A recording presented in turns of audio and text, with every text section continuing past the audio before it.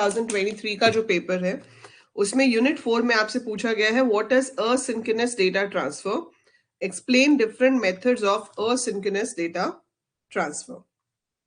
ठीक है, अब इसमें जो ये बुक है जो जिसके मैंने आपको वो भेजे थे स्क्रीनशॉट्स, उसमें बहुत ही ज्यादा लिखा हुआ है। ठीक है, और जो प्रॉपर है वो नहीं लिखा हुआ, तो इसलिए मैंने आपको जो भेजा है वो क्वेश्चन ज्यादा इंपॉर्टेंट है। ठीक है, रादर देन आप उनके आंसर्स पे फोकस करो। तो आप क्वेश्चंस वहां से देखोगे लेकिन आंसर्स आपको अपने बुक के हिसाब से बनाने हैं। That's why we are discussing here. ठीक है, सो क्वेश्चन है what is asynchronous data transfer, explain different methods of asynchronous data transfer. तो इसमें क्वेश्चन में आप क्या करोगे, आप अपना असिंक्रोनस डेटा ट्रांसफर का पहले तो मीनिंग बताओगे। ठीक है, सो असिंक्रोनस डेटा ट्रांसफर का मीनिंग क्या होता है कि जो क्लॉक बेस्ड नहीं है। ठीक है, so it is not based on any timing signal, it can occur any time. So asynchronous data transfer book आपके पास है, मॉरिस मेनो के अकॉर्डिंगली ही हमें लिखना है। ठीक है, that is the best book for this, I have told you already. So आप उसके अकॉर्डिंगली अपने आंसर्स जो है वो प्रिपेयर कर सकते हो। सो असिंक्रोनस डेटा ट्रांसफर इज जहां पर डेटा ट्रांसफर किसी भी क्लॉक पल्स के ऊपर बेस्ड नहीं होता है, it is based on the willingness of the two devices who want to communicate, though they have signals to inform the other one कि वो डेटा ट्रांसफर में इंटरेस्टेड है। ठीक है, तो वहां पर आपका डेटा ट्रांसफर परफॉर्म होता है। अब असिंक्रोनस डेटा ट्रांसफर की टेक्निक्स पूछी है और ये क्वेश्चन आपको पूछा गया है 6.5 मार्क्स का। ठीक है, अब फर्क ये हो गया हमारे पास कि पहले हमारे ये क्वेश्चंस की वेटेज ज्यादा होती थी क्योंकि आपका पेपर 75 मार्क्स का होता था। अब आपका पेपर 60 मार्क्स का है, तो आपको जो एक क्वेश्चन पूछा जाएगा वो 10 मार्क्स का होगा। अब 10 मार्क्स में हो सकता है एक सिंगल क्वेश्चन आए, या हो सकता है 5-5 के 2 आए, 4-6 का आए, ऐसे आ सकता है। ठीक है, बट 6.5 के लिए भी आपके लिए बहुत इनफ कंटेंट है इसमें। आप इसमें स्ट्रॉब बताओगे क्या होता है, स्ट्रॉब में आपको दोनों तरीके से बताना है। सोर्स इनिशिएटेड स्ट्रॉब है ना, वी हैव स्ट्रॉब जो है वो सोर्स इनिशिएटेड हो सकता है, उसके अंदर ये आपका सोर्स है, ये डेस्टिनेशन है, यहां से आपको अपने सिग्नल्स दिखाने कि स्ट्रॉब सिग्नल जाएगा और हमारा डेटा जाएगा। Then you have to show the timing diagram. पहले आपका जो है वो क्या करता है, डेटा को पुट करता है और फिर अपने स्ट्रॉब को ऑन कर देता है। जब स्ट्रॉब बंद होता है तो डेटा वैलिड बंद होता है। ये सब आपकी बुक में बने हुए, हमने यहीं से पढ़ा था, है ना।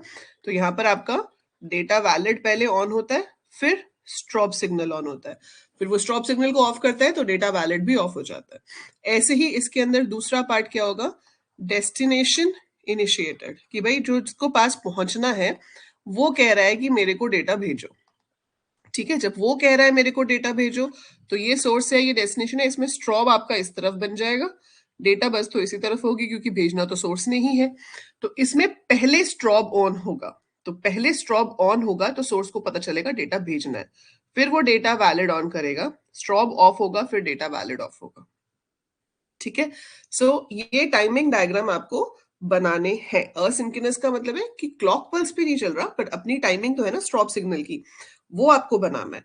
ये डायग्राम अगर आप सही बना रहे हो ना, अब आप थ्योरी में कुछ भी लिख दो, अगर आपने ये डायग्राम नीटली बनाए हैं और पेपर में आपके ये डायग्राम अच्छे से दिख रहे हैं, सही है, तो बिलीव मी आपको पेपर चेक करने वाला आपकी थ्योरी पढ़ेगा भी नहीं। ठीक है, I have more than 20 years of experience now in this as a student, as a teacher. I was BCA topper. ठीक है, तो पेपर प्रेजेंटेशन बहुत मैटर करती है एंड इस सब्जेक्ट में जितने अच्छे डायग्राम बनाओगे उतने अच्छे मार्क्स आएंगे। सो ये डायग्राम आपको बहुत नीटली और अच्छे से बनाने हैं एंड उसके बाद आप स्ट्रॉब में जो भी लिखना चाहते हो वो लिख दो, इसी डायग्राम को आपको एक्सप्लेन करना है। ठीक है, डायग्राम आता है तो एक्सप्लेन करने में कभी प्रॉब्लम होती नहीं, इसलिए थ्योरी रटने की जरूरत नहीं होती है इसमें।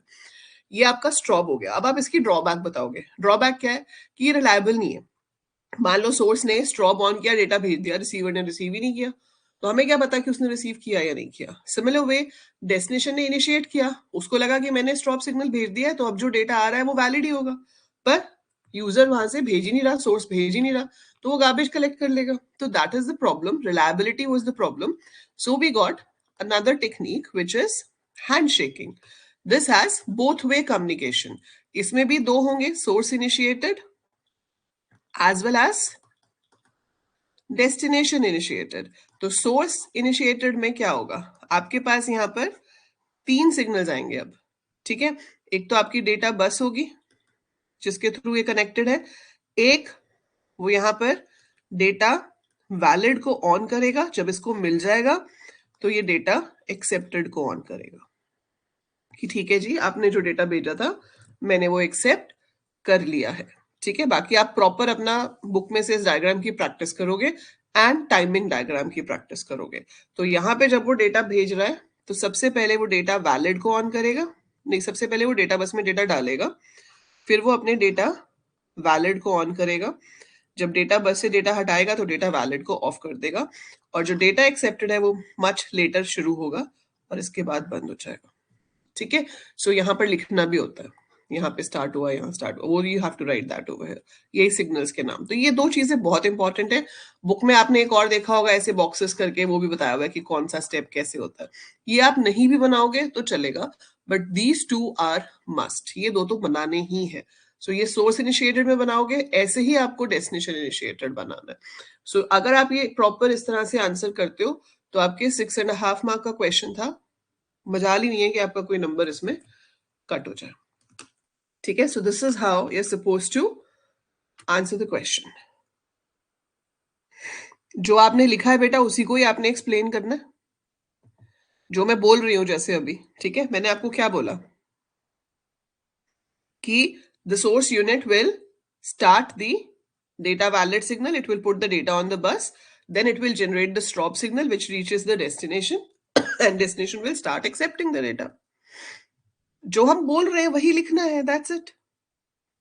कीवर्ड्स उसके अंदर होने चाहिए, जैसे stop, handshaking, data valid, accepted the data, signal is on, तो आप उसी भाषा में ही लिखोगे ना। So the way you are speaking you have to write the same thing, ठीक है।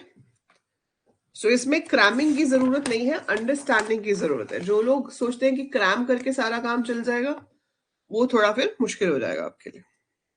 तो डायग्राम अगर आप बना रहे हो तो आपको समझ आया है ना डायग्राम क्या कर रहा है, तो जब आपको पता है डायग्राम क्या कर रहा है उसी को आपने एक्सप्लेन करना है,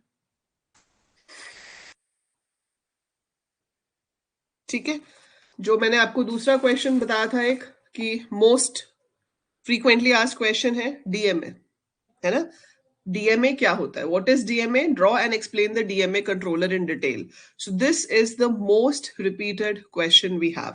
सो what is DMA, draw and explain the DMA controller in detail. तो इसमें पहले आपको डीएमए की पूरी डेफिनेशन एक्सप्लेन करनी है, ठीक है।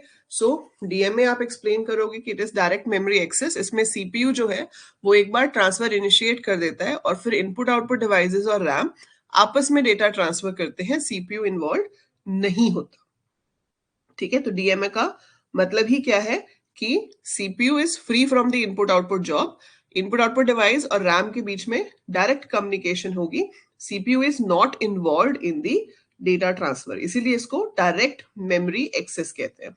इससे हमारे सिस्टम की जो थ्रूपुट है वो बढ़ जाती है, क्योंकि सीपीयू अब ज्यादा इंपॉर्टेंट काम कर सकता है, उसको इनपुट आउटपुट में बिजी रहने की जरूरत नहीं है। इसका एक डायग्राम है, वो जो आपको मैंने ई बुक दी हुई है उसमें वो पेज मिसिंग है ही नहीं उसके अंदर डीएमए का डायग्राम। सो वो मैं आपको दिखा देती हूँ, एंड आई गेस मैंने भेजा भी था आपको, बट डीएमए डायग्राम जो है वो ऐसा दिखता है कुछ कुछ, ठीक है। तो इसका जो ये वाला बेटर है, कहाँ गया,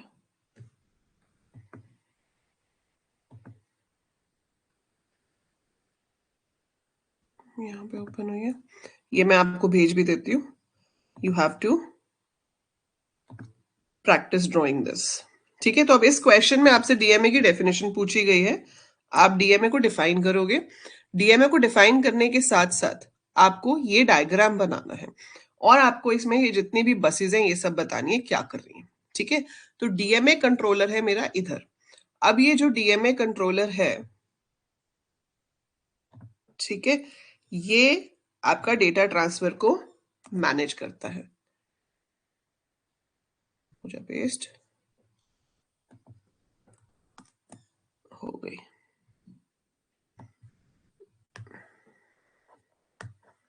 okay, so this is your diagram now. तो ये आपका हो गया डीएमए कंट्रोलर, ये आपके इनपुट आउटपुट डिवाइसेस हैं, ये रैम है, ये सीपीयू है। पहले क्या होता है कि सब कुछ जो कंट्रोल होता है वो हमारा किसकी हेल्प से होता है? With the help of CPU. अब हम सीपीयू को आउट कर रहे हैं, हम सीपीयू को आउट कर रहे हैं और हम कह रहे हैं कि ये जो ट्रांसफर है ये रैम और इनपुट आउटपुट डिवाइस के बीच में डायरेक्टली होगा। तो उसके लिए सीपीयू और डीएमए आपस में कैसे कनेक्ट करते हैं? तो ये 3 सिग्नल आप देख रहे हो on the right hand side, interrupt, BR, BS. ये सिग्नल्स आपको अच्छे से यहां पर समझने हैं। So interrupt, BR, BS. BR stands for bus request and BG है, ये बीएस नहीं है, ठीक है। सो इट्स बीजी, बीजी मतलब बस ग्रांट, ठीक है। सो बस रिक्वेस्ट होती है और बस ग्रांट होती है। तो हमारे पास क्या होगा कि डीएमए कंट्रोलर बस रिक्वेस्ट को भेजेगा। ये इसके डायग्राम में ना प्रॉपर नहीं है, मैं आपको प्रॉपर वाला भी एक भेज दूंगी। वैसे मैं जो चेंजेस बता रही हूँ वो आप कर लो यहाँ पे। ये देखो, बस रिक्वेस्ट डीएमए से निकलेगी, ये लाइन देख रहे हो यहाँ से, ये जा रही है और उन्होंने ये ऊपर गलत ड्रॉ किया है, ये बीजी है और नीचे वाला बी आर है, गलत लिखा हुआ है इसके अंदर। मैं यहाँ साइड पे बना देती हूँ। देखो, आपके पास ये सीपीयू है, ठीक है। इसमें जो नीचे से आ रहा है, जो सीपीयू के पास आएगा वो बस रिक्वेस्ट होगी, जो सीपीयू से जाएगा वो बस ग्रांट होगी और वो डीएमए को मिलेगी। देखो कॉमन सी चीज है ना, पावरफुल कौन है? CPU. CPU is the main brain of the computer, तो वो थोड़ी किसी को रिक्वेस्ट कर रहा है, रिक्वेस्ट तो डीएमए कंट्रोलर करेगा। तो जो रिक्वेस्ट है वो डीएमए कंट्रोलर से निकलेगी और सीपीयू की तरफ एरो होगा कि हम रिक्वेस्ट भेज रहे हैं सीपीयू को।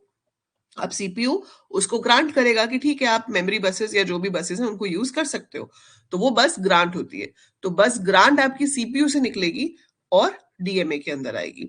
तो बस रिक्वेस्ट एंड बस ग्रांट दोनों में बनाने हैं, डीएमए में भी सीपीयू में भी। बस रिक्वेस्ट डीएमए से जाकर सीपीयू में एरो होगा कि वो उसके पास जा रही है, और बस ग्रांट सीपीयू से डीएमए के पास आएगी। इंटरप्ट भी डीएमए भेजेगा सीपीयू को कि भाई मुझे इनपुट आउटपुट को ट्रांसफर करना है तो मुझे प्लीज हैंडल करो, ठीक है। अब सीपीयू का इसमें क्या काम होगा? सीपीयू ये ट्रांसफर तो कर नहीं रहा रैम और इनपुट आउटपुट डिवाइस के बीच में। सीपीयू सिर्फ क्या करेगा, कुछ इनिशियल वैल्यूज को सेट करेगा। कहां पर? एड्रेस सिलेक्ट के अंदर। तो सीपीयू विल सेट कि भाई कौन सी रैम लोकेशन से और कौन से डिवाइस के बीच में कम्युनिकेशन होना है, वो सब यहां पर आता है। तो वो डीएस और RS, device select, register select, कि किस डिवाइस पे काम करना है, किस रजिस्टर पे या किस रैम के एड्रेस पे काम करना है, वो रजिस्टर्स इसके अंदर होते हैं, वो सीपीयू सेट करेगा और वो डीएमए के पास आएंगे, ठीक है। यहां पर इनपुट आउटपुट डिवाइसेस हैं। Input output device DMA request भेजेगा डीएमए कंट्रोलर को। तो एक्चुअली में शुरुआत कहां से होती है? इनपुट आउटपुट डिवाइस को इनपुट आउटपुट चाहिए, तो इट रिक्वायर्स इनपुट आउटपुट। इसने पहले रिक्वेस्ट भेजी डीएमए को, डीएमए ने रिक्वेस्ट भेजी ऊपर सीपीयू को, फिर सीपीयू ने जब इसको ग्रांट किया, ठीक है, ये एक्नॉलेज तो कर चुका है कि हाँ मेरे पास आपकी रिक्वेस्ट आ गई है, फिर सीपीयू ने ग्रांट किया, फिर उसने उसको इन्फॉर्म कर दिया। अब क्या होगा? सीपीयू इज आउट, उसने स्टार्ट कहां से करना है, कितनी बाइट्स ट्रांसफर करनी है, वो सब यहां पे भेज दिया हुआ है। ये आपके read write address data controls हैं, ये आपको सब में बनाने हैं, डीएमए में भी, सीपीयू में भी, रैम में भी, ठीक है। सो रीड राइट कंट्रोल होता है। हमने 3 तरह की बसेस पढ़ी थी, पूछा था ना आपने क्वेश्चन कि मैम बसेस कितनी तरह की होती है? तो बसेस 3 तरह की होती हैं, एक डेटा बस, एक एड्रेस बस और एक कंट्रोल बस, ठीक है। सो डेटा बस में डेटा ट्रैवल करेगा, एड्रेस बस में किस जगह पे आप रीड राइट कर रहे हो वो एड्रेस ट्रैवल करेगा, और रीड राइट आपके कंट्रोल सिग्नल्स हो गए, ठीक है। तो ये जो डेटा है ये इनपुट आउटपुट और रैम में अब सीधे ट्रांसफर होगा। तो ये डेटा बस जो है, ये लाइन जो बना रहे हैं डेटा बस, ये चारों के साथ कनेक्ट हो रही है, सीपीयू के साथ भी, डीएमए के साथ भी, रैम के साथ भी, इनपुट आउटपुट डिवाइस के साथ भी। ये जो ऊपर वाली एड्रेस बस है ये आपकी इनपुट आउटपुट डिवाइस को छोड़ के बाकी सबके साथ कनेक्टेड है। रीड राइट कंट्रोल भी सबके साथ कनेक्टेड है except the input output device. So input output device के साथ सिर्फ डेटा बस कनेक्टेड है। So this diagram you have to make, ठीक है। बना बना के प्रैक्टिस करो। मैं आपको इसका बिल्कुल एग्जैक्ट करेक्ट वर्जन जो है वो अभी भेज देती हूँ व्हाट्सएप पे। You have to make this diagram and you have to explain it in your own words. If you want मैं आपको इसका प्रॉपर आंसर भी भेज दूंगी, ठीक है। बट ये डायग्राम आपको प्रैक्टिस करना पड़ेगा, ये डायग्राम आपको एक्सप्लेन करना है, एंड दैट इज इट। और ये ऐसा क्वेश्चन है जिसके 80% चांसेस हैं कि आएगा ही आएगा, आप ये लगा के चलो मतलब, ठीक है। So this is that important. आप पीवाईक्यू देखोगे तो ऑलमोस्ट हर साल किसी ना किसी तरीके से तो जरूर पूछा जाता है, चाहे इसको पूछा जाए in the form of short note, ठीक है, अगर आपको शॉर्ट नोट में आ जाता है वो भी हो सकता है, ठीक है, या आपको पूछ सकते हैं ऐसे बड़े आंसर में। तो बड़े आंसर में आएगा तो डायग्राम बनाना पड़ेगा, शॉर्ट नोट में आएगा तो आप डायग्राम छोड़ भी सकते हो, सिर्फ एक्सप्लेन कर सकते हो, या सिर्फ छोटा सा एक डायग्राम बना सकते हो जिसमें आप सब कुछ नहीं बताओगे। उसमें आप ऐसे बता सकते हो, अगर मान लो ये आपको 2.5 नंबर का क्वेश्चन आ गया, ठीक है, अब 2.5 नंबर में तो इतना बड़ा डायग्राम नहीं बनाएंगे ना, तो उसमें आप सिर्फ क्या बना सकते हो, अपना डीएमए, कंट्रोलर और सीपीयू, ठीक है। तो उसमें आपने क्या बनाना है, एक तरफ डीएमए कंट्रोलर बनाना है, एक तरफ सीपीयू बनाना है, अगर ये क्वेश्चन 2 या 3 मार्क्स का आता है तो, ठीक है। इसमें फिर आपको सिर्फ क्या दिखाना है, बस ग्रांट, bus request, interrupt. तो DMA will send the interrupt, CPU will send the bus grant, this will send the bus request. इसके अलावा यहाँ पर आप CS, DS, ठीक है, जब मतलब कि किस पे काम करना है, रजिस्टर सेलेक्ट और अपना मेमोरी बस की लाइंस यहाँ पे ऐसे ही बना के छोड़ सकते हो, उनको कनेक्ट नहीं करना आपने। सो इतना सा डायग्राम आप बना सकते हो टू शो कि ये दोनों आपस में कैसे कम्युनिकेट करते हैं, and then just explain DMA in theoretical form कि डीएमए होता क्या है। So both we have told you, अगर ये बड़ा क्वेश्चन आता है 5-6 मार्क्स का तो पूरा बड़ा वाला डायग्राम बनेगा, अगर ये सिर्फ 2 नंबर का आता है तो ये वाला बना के आपको एक्सप्लेन तो सेम चीज करनी है, ठीक है। जब बड़ा डायग्राम बनाओगे तो बड़ा डायग्राम एक्सप्लेन भी करना पड़ेगा, बट छोटे वाले को आप Arshad, we will do that also, beta. We will come to that topic also. ठीक है। सो ये आपका डीएमए का क्वेश्चन हो गया। उसके बाद आपके पास आता है नेक्स्ट क्वेश्चन, ये था आपका क्वेश्चन नंबर 8। तो आपके पास था कि आप या तो ये दोनों पार्ट करो, दोनों पार्ट कौन से, इसका ए पार्ट था कि asynchronous data transfer, B part था what is DMA, so you have to do this combination, या फिर आपके पास चॉइस है write short notes on the following, ठीक है, ये दोनों का कॉम्बिनेशन, या फिर मेरे पास चॉइस में दूसरा क्वेश्चन है पूरा 12.5 नंबर का, अब तो 10 का आएगा, ठीक है, but that question is for 12.5 marks, और वो 12.5 मार्क्स में क्या बोला गया है, write short notes on the following. 5 आपको टॉपिक्स दिए गए, जैसे मान लो 10 नंबर का सीधा क्वेश्चन आ गया, उसमें आपको 5 टॉपिक्स दिए जिसके ऊपर आपको शॉर्ट नोट लिखने हैं, तो वो शॉर्ट नोट ऑब्वियसली 2-2 नंबर के हिसाब से हम लिखेंगे, है ना। So you have to write the short notes for 2 marks each, because 5 topics है और 10 मार्क का आपका पूरा क्वेश्चन है। तो सबसे पहले यहाँ पे दिया हुआ है कैश मेमोरी, तो क्या आप 2 नंबर के लिए पूरे कैश मेमोरी के टेबल्स तो नहीं बनाओगे ना, यू कांट मेक दैट, है ना।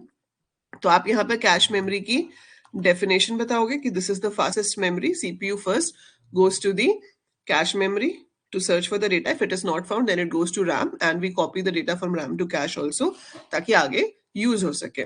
फिर लोकेलिटी ऑफ रेफरेंस का कंसेप्ट आप यहाँ पे बता सकते हो कि हम एक बार में एक छोटा सा चंक कैश में ले आते हैं, क्योंकि अभी जिस एड्रेस को एक्सेस किया है पूरे चांसेस हैं कि नेक्स्ट एड्रेसेस उसकी कंटिन्यूएशन में होंगे, ठीक है।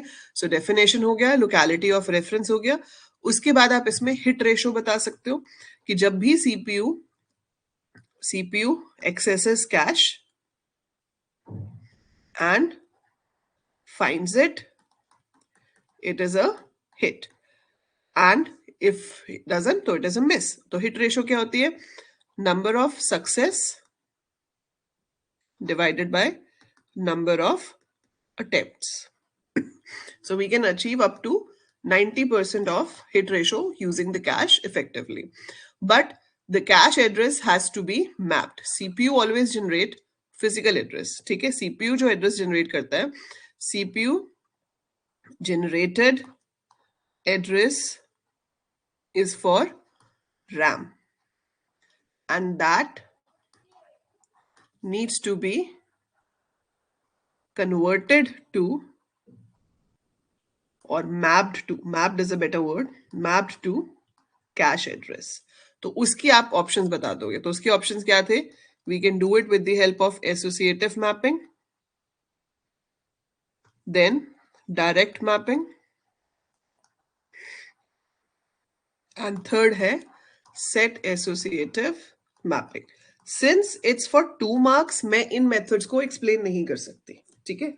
2 नंबर में अगर आप इनको एक्सप्लेन करने बैठ गए तो कितने पेज भर जाएंगे, और पेज आपके पास लिमिटेड होते हैं, आपको पता ही है, आप फर्स्ट सेमेस्टर के पेपर दे चुके हो, सेकंड सेमेस्टर के दे चुके हो, so you get a booklet और उसी के अंदर आपको अपना पूरा पेपर करना होता है। तो वो आपको अपना हिसाब लगा के करना पड़ता है कि कितनी शीट्स हैं, कितने मार्क्स में आप कितना लिखोगे, ताकि आपको शीट भी कम ना हो, ठीक है। सो ये आपके पास मेन चीजें हैं जो इसमें आप बता सकते हो।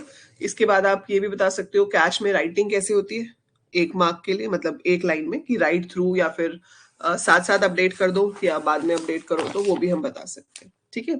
सो वो आपका कैश के बारे में हो जाएगा। सेकेंड इसमें बोला गया है कि right about auxiliary memory. So 2 marks का आपको ऑक्सिलरी मेमोरी लिखना है।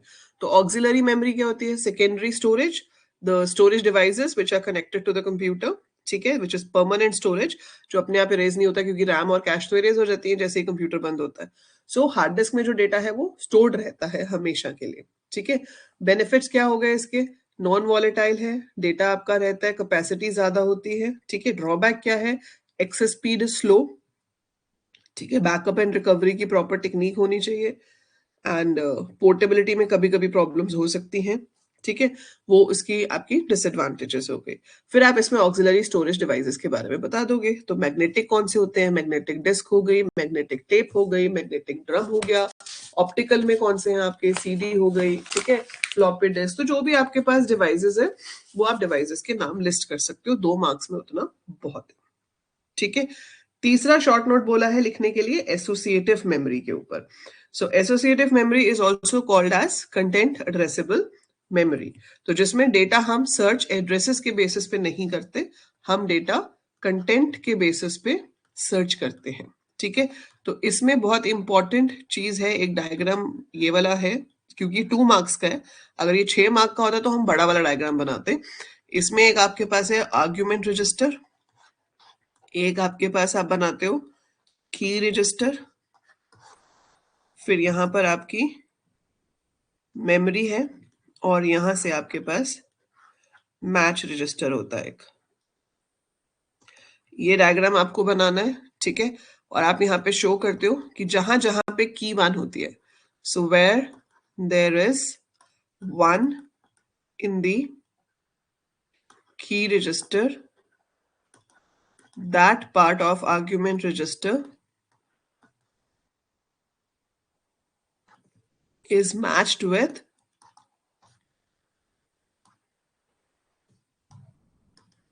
memory, and 1 is set in the match register corresponding to the word अगर वो मैच हो गया, 0 is set in the match register अगर वो मैच नहीं हुआ। तो जहां जहां पे 1 है उसको हम फेच कर सकते हैं, ठीक है। इसके बेनिफिट्स बता देते हैं कि सर्चिंग फास्ट हो जाती है, ठीक है। ड्रॉबैक क्या है? It is a bit expensive, क्योंकि इसमें बहुत सारा हार्डवायर सर्किट्स यूज होते हैं, ठीक है। So that is associative memory. ये आपको एक्सप्लेन करना है, इसलिए कह रही हूँ कि आंसर्स मत करना उसमें से, वो सिर्फ क्वेश्चंस दिखाने के लिए आपको भेजा था। या हम ऐसे ही कर लेते हैं कि एक एक क्लास में एक एक साल का पेपर डिस्कस कर लेंगे, तो यू नो बेटर कि how to write the answers, ठीक है। देन डी पार्ट में बोला है ईपी रोम को एक्सप्लेन करो। 2 मार्क्स के लिए एक्सप्लेन करना है सिर्फ। तो ईपी रोम की फुल फॉर्म बताओ फटाफट से मुझे। What is the full form of EP रोम?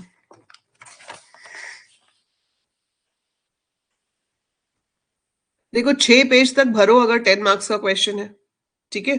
मेरा जो अपना स्टैंडर्ड रहा है, because paper presentation is a must, ठीक है। आपने अपने एक्सपीरियंस से जो सीखा है फर्स्ट 2 सेमेस्टर्स में, आप उसको और मेरे वाले एक्सपीरियंस को मिक्स करके भी कर सकते हो। पेपर प्रेजेंटेशन बहुत जरूरी होती है। अगर 10 मार्क का क्वेश्चन है तो कम से कम आप 6 पेजेस भरेंगे, ज्यादा भर सकते हैं but not less than 6 pages, मतलब दोनों साइड मिला के बोल रही हूँ, ये नहीं कि 12 हो जाएंगी दोनों साइड्स, ठीक है। सो 6 sides of the pages for 10 mark। 5 mark का है तो 3 sides of the pages you should fill। और अगर 2 नंबर का क्वेश्चन है तो आप एक पूरा पेज तो भरोगे, ठीक है। आप बताओ आप कैसे करते हो? क्योंकि देखो एजुकेशन, ठीक है, अच्छा है नो डाउट, बट स्टिल आज तक वो पेजेस को they consider, I don't know why, but it is considered. और पेजेस से ज्यादा आर्किटेक्चर में आपके डायग्राम्स बहुत मैटर करेंगे, ठीक है।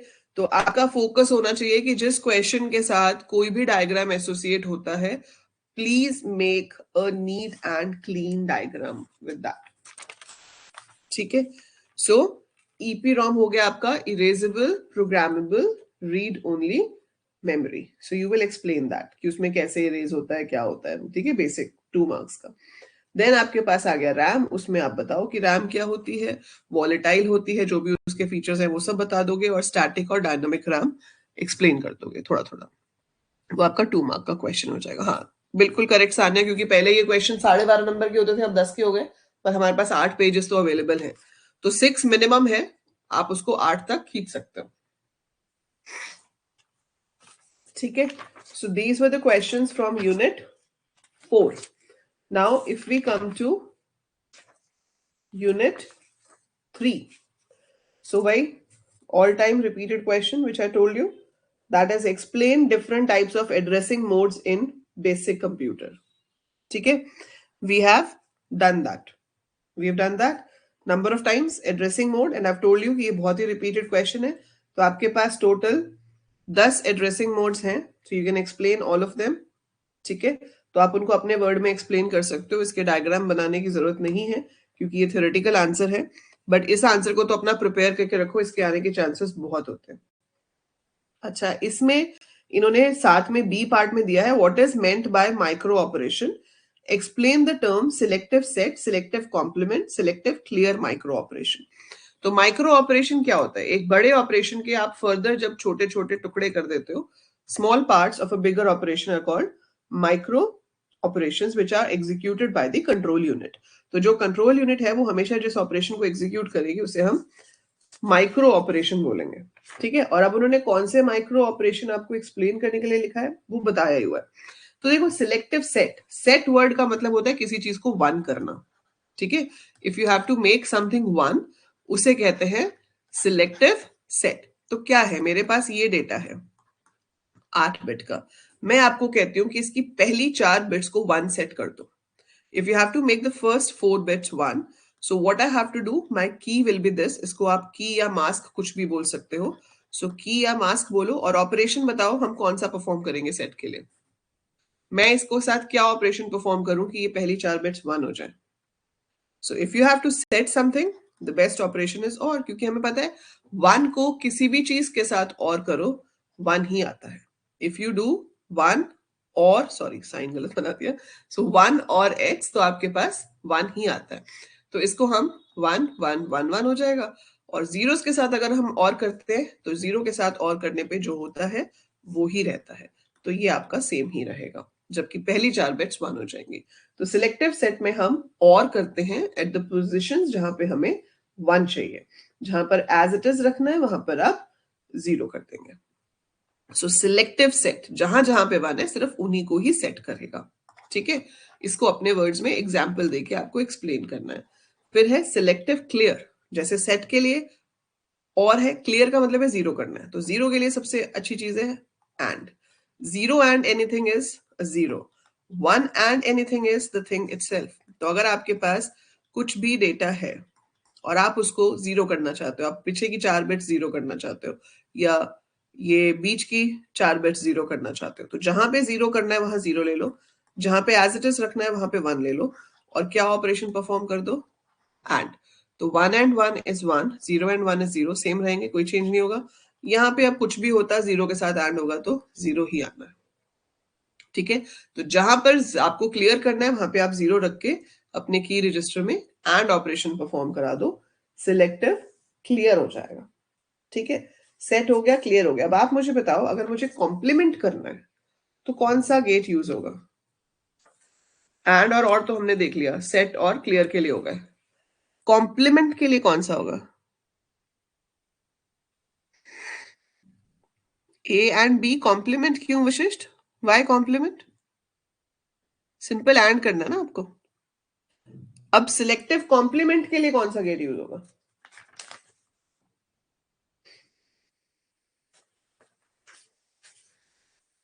If you have to perform selective complement, XOR, very good.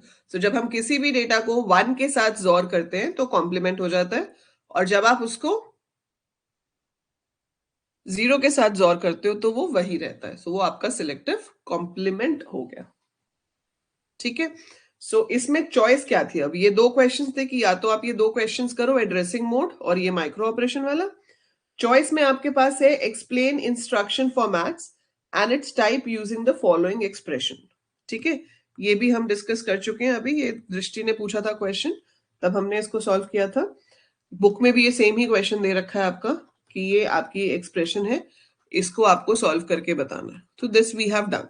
ठीक है, तो ये सेम क्वेश्चन हमने किया था। इंस्ट्रक्शन फॉर्मेट्स क्या होते हैं? When you give the instruction where all the operands are mentioned and the operation is mentioned, ताकि कंट्रोल यूनिट उस इंस्ट्रक्शन से आपका ऑपरेशन कोड ले ले, आपके ऑपरेंड्स ले ले, और फिर वो ऑपरेशन परफॉर्म करके रिजल्ट को स्टोर करते हैं। तो एक इंस्ट्रक्शन फॉर्मेट में क्या क्या होता है? One instruction format includes the operands जिनके ऊपर काम करना है, द ऑपरेशन जो ऑपरेशन परफॉर्म करना है, एंड रिजल्ट कहाँ स्टोर करना है। सारी चीजें होनी चाहिए। ठीक है, तो अब इसको करने के 4 तरीके हैं। 0 address instruction, 3 address instruction, 2 address instruction and 1 address instruction, जो कि सिर्फ एक्यूमुलेटर से होती है। अगर आपको ये 3 एड्रेस से करना है तो आप क्या करोगे? आप लिख सकते हो, okay? अगर आपको इसको 3 एड्रेस से करना है तो आप क्या लिखोगे? Add R1 A, B। इसको हम अगर रजिस्टर ट्रांसफर में लिखें तो हम ऐसे लिख सकते हैं, R1 is equal to M of A plus M of B। So then you have to add C and D. So आप लिख सकते हो add R2 C, D। So R2 is equal to memory में से C वाली location, memory में से D वाली लोकेशन, देन इनको सब्ट्रैक्ट करना है, स्टोर कहाँ करना है? X में, X R1, R2। सो मेमोरी में X वाले एड्रेस पे चला जाना चाहिए R1 minus R2। So this is 3 address. पर मैं कहती हूँ कि 3 एड्रेस यूज नहीं कर सकते, 2 ही एड्रेस यूज करने हैं। तो यहां पर आपके पास इंस्ट्रक्शन आएगी पहले मूव। पहले हम R1 में A को मूव करेंगे, तो R1 में आपका M of A आ जाएगा। ठीक है, फिर इसी के अंदर आपको ऐड करना है B को, तो आप इसी में B ऐड कर दोगे, तो ये बन जाएगा R1 is equal to R1 plus M of B। That means आपका A प्लस B R1 के अंदर आ गया। फिर हम मूव करेंगे R2 में C को, तो R2 is equal to M of C and move R2, D। So R2 plus M of D, and then you have to subtract. So subtract R1, R2. Subtract R1, R2. So R1 is equal to R1 minus R2, and then finally आप use करोगे store X, R1। तो memory में X वाली जगह पर R1 store हो जाए। सो address 2 हो गए, लेकिन मेरे पास इसके अंदर जो स्टेटमेंट्स हैं वो इंक्रीज हो जाएंगे। ठीक है, तो इसमें हम मूव यूज करते हैं। जो 3 एड्रेस है उसमें मूव की जरूरत ही नहीं पड़ती, क्योंकि आप डायरेक्टली वहां पे वैल्यूज डाल सकते हो। अगर आप इसमें 1 एड्रेस कर रहे हो, मतलब सिर्फ एक्यूमुलेटर का यूज कर रहे हो, तो आप मूव भी नहीं यूज कर सकते, तो आपका लोड होगा। तो पहले आपने A को लोड किया, उसी के अंदर B को ऐड कर दिया, तो इससे क्या हुआ? AC में मेमोरी की A वाली वैल्यू आ गई, फिर AC में AC plus M of B हो गया। ठीक है, अब क्या करें? इसमें C प्लस D तो ला नहीं सकते, तो हम यहाँ पर स्टोर यूज करेंगे, स्टोर T। तो मेमोरी में T वाली लोकेशन पर आपका AC चला गया। अब आपने फिर इसमें लोड किया C को, ऐड किया D को। अब इसमें से हमने T को सब्ट्रैक्ट करना है, तो क्या कर सकते थे? या तो हम इसको पहले कर लेते, क्योंकि A प्लस B में से C minus D minus C plus D करना है। So I could do one thing कि पहले मैं यहाँ पे C D कर लेती, ताकि यहाँ पर आपके पास जो C प्लस D है वो T में स्टोर हो जाता। फिर आप यहाँ A B कर लेते। अब आपके पास एक्यूमुलेटर में A प्लस B है, तो आप यहाँ सब्ट्रैक्ट T कर सकते थे, और फिर फाइनली उसको स्टोर कर सकते हैं X में। तो ये सिंगल ये तो आपको देखना पड़ेगा कि एक्सप्रेशन क्या आ रही है, तो accordingly you have to manage. ठीक है, सो ये आपको उस हिसाब से करना पड़ेगा। और अगर आप 0 एड्रेस कर रहे हो तो आपको इसका निकालना पड़ेगा पोस्ट फिक्स। तो ये पोस्ट फिक्स हो गया। पोस्ट फिक्स में क्या करोगे, सिंपल पुश ए, तो सिर्फ ऑपरेशन आएगा, कोई ऑपरेंड नहीं आएगा। तो जो भी स्टैक में टॉप 2 वैल्यूज होंगे उस पर ऑपरेशन परफॉर्म हो जाएगा। फिर push C, push D, add, subtract, and then pop x. That's it.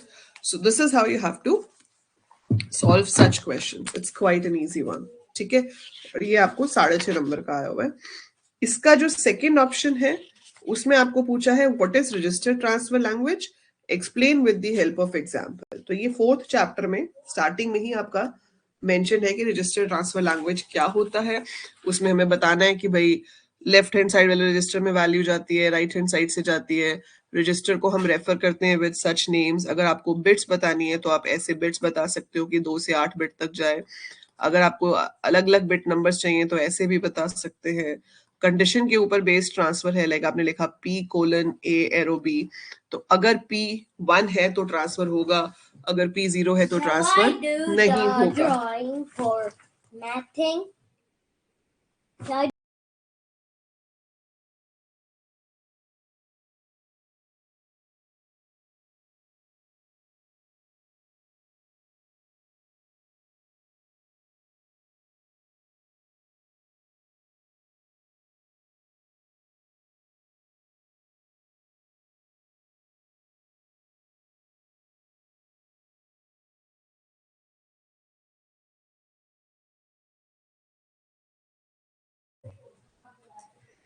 नहीं, इंस्ट्रक्शन फॉर्मेट पूछा है विशिष्ट। जो आपका इंस्ट्रक्शन रजिस्टर है उसमें आप एक्सप्लेन करते हो मोड बिट। हाँ, इसमें भी आप लिख सकते हो मोड बिट, बट यहाँ पे जो ये एड्रेसेस वाला इन्होंने पूछा है उसमें आपका इंस्ट्रक्शन फॉर्मेट में ऑपरेशन कोड एंड योर, क्योंकि हम यहाँ रजिस्टर्स की बात कर रहे हैं, यहाँ रैम की बात नहीं कर रहे।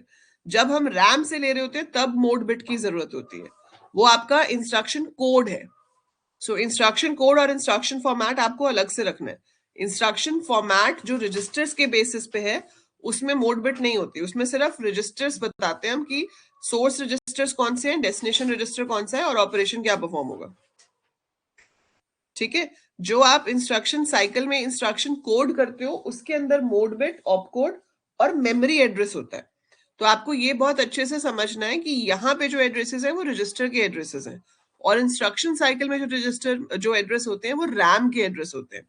सो whenever your instruction is working on the memory then mode आएगा। लेकिन अगर आपकी इंस्ट्रक्शन सीधे रजिस्टर्स पे काम कर रही है तो हमारे पास सीधा सेल ए, सेल बी, सेल डी वाला जो आपने कंट्रोल वर्ड किया था, तो वो कंट्रोल वर्ड आता है जो ये बताता है कि डेटा कहां से लेना है। ठीक है, देन कम्स योर यूनिट 2। अब यूनिट 2 में इसमें आपको क्या क्वेश्चन पूछे गए हैं? यूनिट 2 में आपके पास पूछा है पहला, what is shortcoming in JK flip flop, explain how the shortcoming is removed, describe its operating principle. तो ये जो जेके फ्लिप फ्लॉप है which is use for complements है ना, तो अगर 0 0 जाता है तो नो चेंज होता है, 1 1 जाता है तो कॉम्प्लीमेंट होता है, और अगर जेके 0 1 है तो रीसेट है, 1 0 है तो सेट है। ठीक है, अब इसमें एक प्रॉब्लम आती है जिसे रेस अराउंड कंडीशन कहते हैं, फिर उसे सॉल्व कैसे करते हैं वो आ जाएगा। फिर है design 3-bit synchronous counter and draw output wave form. तो आपको बताना है कि इसमें सिंक्रोनस काउंटर कैसे बनता है 3 बिट्स का, और उसका आउटपुट जो है वो कैसे आता है। ठीक है, एंड आफ्टर दैट इसमें चॉइस जो है वो है describe the operation of 4-bit bidirectional shift register. तो बाय डायरेक्शनल शिफ्ट रजिस्टर हमने किया हुआ है। ठीक है, तो वो रजिस्टर आपको पूरा बनाना पड़ेगा। और इसमें क्वेश्चन है realize D type flip flop using JK flip flop. तो I will do one thing, आप में से काफी लोगों को फ्लिप फ्लॉप्स में प्रॉब्लम है, फ्लिप फ्लॉप के बनाने में, एक्साइटेशन टेबल में और रियलाइजेशन में, कि एक टाइप के फ्लिप फ्लॉप को दूसरे टाइप में कैसे रियलाइज करते हैं। इसका नोट्स का जो पीडीएफ है वो मैंने आपको कल भेजा था ग्रुप में। Yes, beta, this is instruction cycle only, Manmeet. Fetch, decode, execute is your instruction cycle, so you have to explain that. ठीक है, तो मैं कल आपकी एक मास्टर क्लास लूंगी ऑन फ्लिप फ्लॉप्स। तो कल हम सुबह की जो क्लास होगी उसमें सिर्फ फ्लिप फ्लॉप्स पढ़ेंगे, ठीक है। अब यूनिट 1 में आपको जो क्वेश्चन पूछा गया है वो है ड्रॉ के map and simplify the following expression. 6.5 number का क्वेश्चन है, आपको के मैप बनाकर सिंप्लीफाई करना है। तो ये मैं आपको करा नहीं रही हूं अभी, आई वॉन्ट टू सी कि आप लोगों को आता है कि नहीं आता। मैं क्वेश्चन लिख रही हूँ, आप इसको सॉल्व करोगे और आप इसका जो आंसर है विद प्रॉपर डायग्राम मेरे को व्हाट्सएप पे शेयर करोगे, ठीक है। सो आपको यहां पर दे रखा है ये, I want you to solve it and इसका नीट एंड क्लीन डायग्राम जैसे आपने पेपर में बनाना है, जैसे करना है वैसा मुझे आपको शेयर करना है, ठीक है। Proper working of this, so you have to simplify this using K map. 6.5 number का क्वेश्चन था। फिर इसके बी पार्ट में design a full adder using 2 half adder and OR gate. So again it's very simple. Full adder ये तो आपने हजारों बार किया है ना, ए और बी है, इसको जोर किया, ए और बी का सम आ जाएगा, इन दोनों का कैरी आ जाएगा, फिर यहाँ पर इसका जो सम है उसको और सी को जोर कर दिया तो आपके पास फाइनल सम आ गया, और ये वाले सम को और इसको एक डी में ले लिया और इन दोनों कैरी को हमने और कर दिया। मतलब मैंने अभी जल्दी जल्दी में ऐसे बना दिया, but this is your full adder. इसका ट्रुथ टेबल बनाओगे, डायग्राम बनाओगे और एक्सप्लेन कर दोगे। सो वेरी इजी क्वेश्चन, ठीक है। उसके बाद चॉइस थी इसमें आपके पास, या तो के मैप और फुल एडर कर लो, और चॉइस में था reduce the following expression using Boolean algebra. ये भी आपका होमवर्क है। A B plus A complement B plus A B complement plus A B का होल कॉम्प्लीमेंट। अगर ये आप नहीं सॉल्व कर पाओगे, मैं ये करके दिखाऊंगी आपको कल, but I want you to try, ठीक है। तो ये आपको ऑनेस्टली खुद से करना है और मेरे को व्हाट्सएप पे शेयर करना है। इसका बी पार्ट था डिजाइनर 3/8 डिकोडर। उसमें कुछ समझने वाला है नहीं, डिकोडर हमने बहुत बार किया है, आप बना भी चुके हो। आपको डिकोडर का डायग्राम बनाना है, उसका ट्रुथ टेबल बनाना है, ठीक है। That's a straight forward diagram. 8 and gate बनेंगे, ठीक है। 0 0 0 मतलब तीनों का कॉम्प्लीमेंट होगा। आई होप यू रिमेंबर, ठीक है। तो आपको यहाँ पर एक्स वाई जेड 3 लाइंस लेनी होती हैं, तीनों के डायरेक्ट और कॉम्प्लीमेंट की लाइन लेनी होती है ना। 8 हैंड गेट लगाने हैं। 0 0 0 का मतलब है सबके कॉम्प्लीमेंट वाले कनेक्ट होंगे।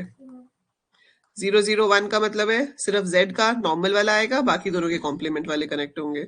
0 1 0 पे y डायरेक्ट आएगा, बाकी दोनों के कॉम्प्लीमेंट वाले कनेक्ट होंगे। And just make the truth table कि 8 में से कोई एक आउटपुट ही 1 हो सकता है, बाकी के सारे 0 होते हैं, ठीक है। So this was very easy question, very easy question, ठीक है। इतना इजी एक्सपेक्ट करके मत चलो, बट वेरी इजी क्वेश्चन। अब इसका जो फर्स्ट क्वेश्चन होता है पेपर का आपका, वो कंपल्सरी होता है, वो आपको सारे पार्ट्स करने होते हैं, ठीक है। अब इसमें है अटेम्प्ट द फॉलोइंग एनी 5। तो इसमें ऐसे भी आ सकता है कि 6 क्वेश्चंस हो, 7 हो, 8 हो, उसमें से कोई 5 करने हैं। अब देखो 20 मार्क्स का है ये, अटेम्प्ट एनी 5 बोला है, तो 20/5 कितना हो गया, 4 मार्क्स का एक क्वेश्चन हो गया, ठीक है। सो पहला है why are NAND and NOR gates known as universal gates, तो वो आपको एक्सप्लेन करना है। डिफरेंशिएट डीमल्टीप्लेक्सर एंड डिकोडर, ठीक है। उसके बाद है what is instruction cycle, draw a flow chart of instruction cycle. तो ये आपने फ्लो चार्ट किया था अभी 1-2 क्लास पहले, वो पूरा आपको बनाना है। What is virtual memory and how does it work. अब इसमें देखो पूरा पेजिंग सेगमेंटेशन तो पूरा नहीं बता सकते, बट इसको शॉर्ट नोट्स के फॉर्म में लिखना है, और इसमें मैपिंग आपको एक्सप्लेन करना है कि मैपिंग चाहिए होती है एड्रेस स्पेस से एग्जैक्ट एड्रेस के बीच में, ठीक है। तो जो सीपीयू एड्रेस जनरेट करता है उसे हम वर्चुअल एड्रेस कहते हैं, but that needs to be converted to your physical address, and for that we need mapping. तो वो मैपिंग कैसे होती है, ठीक है। देन आपके पास है explain the advantage of SIPO over SISO, that is serial in parallel out and serial in serial out shift registers. तो सीरियल इन पैरेलल आउट वाले को एक्सप्लेन करना है, सीरियल इन सीरियल आउट वाले को एक्सप्लेन करना है, ठीक है। So you have to explain both the shift registers and just show कि क्या उसका बेनिफिट हो सकता है over the other. Then define four bit adder subtractor, ये भी डायरेक्ट डायग्राम है बुक के अंदर, ठीक है। आपको वो डायग्राम बनाना है जिसमें हम जोर का यूज करते हैं कि जब ऐड होगा तो a प्लस बी हो जाएगा, और जब हमारा सब्ट्रैक्ट होगा तो हमें a plus B complement plus 1 करना है। जिसने पढ़ाई शुरू कर दी है सीरियसली उसको ये सारी टर्म समझ में आ रही होंगी जो मैं बोल रही हूँ। और अगर अभी तक समझ नहीं आ रही है तो स्टार्टिंग से लेक्चर से आप देखना शुरू करो, watch the videos in detail first,